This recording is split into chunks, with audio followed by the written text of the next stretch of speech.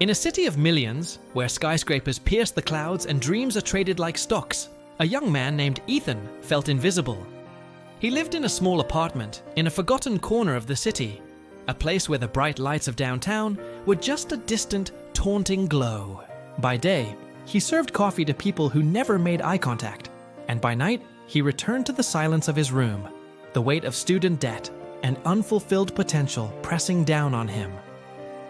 Ethan carried a dream in his heart, a quiet ambition to create something meaningful, to build a business that wasn't just about profit, but about purpose. But the world around him was a constant reminder of his reality.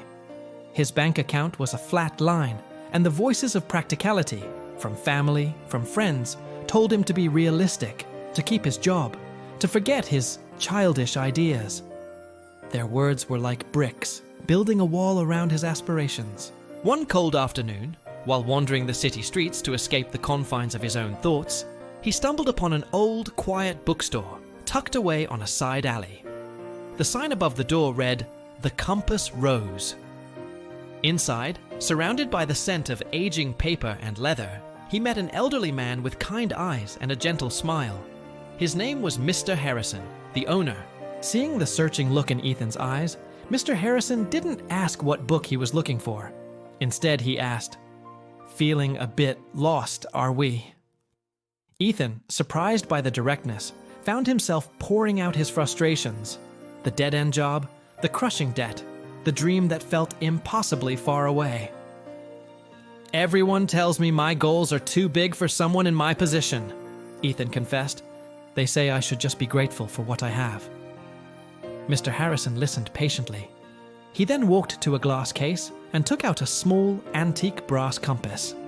He polished it with a soft cloth and handed it to Ethan. "Look at this," he said. "The world will try to hand you a map, a pre-drawn path that thousands of others have followed. It's safe, it's predictable, and it often leads to a place of quiet regret." He tapped the glass of the compass. "But this, a compass doesn't give you a map. It simply points you to your true north, your potential, your unique purpose. That is your true north. The noise of the world, the doubts, the fears, they are just magnetic interference. Your job isn't to follow their map. It's to trust your own compass, clear away the interference, and take the first step, even if you can't see the whole path." That conversation was the spark. Ethan took the lesson to heart. He kept his job serving coffee, but his life was no longer defined by it. His evenings and weekends transformed. He turned his tiny apartment into a classroom. He devoured free online courses on sustainable business practices and ethical marketing. He spent hours at the public library, reading about supply chains, product design, and finance. The journey was grueling. There were nights he'd get only 3 hours of sleep before his morning shift. There were moments of overwhelming doubt where the compass on his desk seemed to mock him. He launched a small online store for eco-friendly home goods, and his first month's sales were a discouraging 0. He felt the familiar sting of failure, but then he remembered Mr. Harrison's words. He didn't quit. He studied his analytics, tweaked his marketing, and personally wrote to every blogger in the niche he could find. Slowly, one sale turned into 2, 2 into 10. A small, local blog featured his products.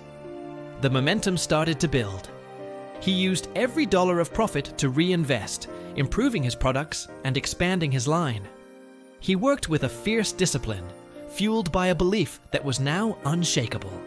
Years passed. The small online store, once run from a corner of his bedroom, had grown into Viridian Home, a respected brand known for its commitment to sustainability. Ethan was no longer serving coffee. He was creating jobs. He had a small team, a dedicated office, and the freedom he once only dreamed of. One day, he went back to the little side alley. The bookstore was still there, a quiet anchor in the ever-changing city. Mr. Harrison was sitting in his usual chair, reading.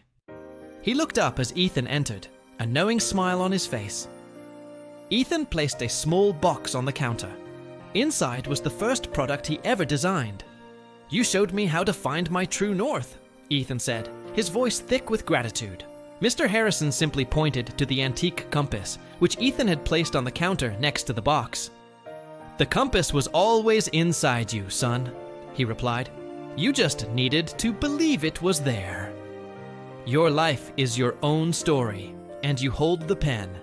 Every single one of us has a moment, a person, or a piece of advice that acted as our compass when we felt lost. It might have been a teacher, a book, or a quiet realization that changed everything. What was yours? Share the single most powerful piece of advice you've ever received in the comments below. Let's create a library of wisdom for everyone walking this path.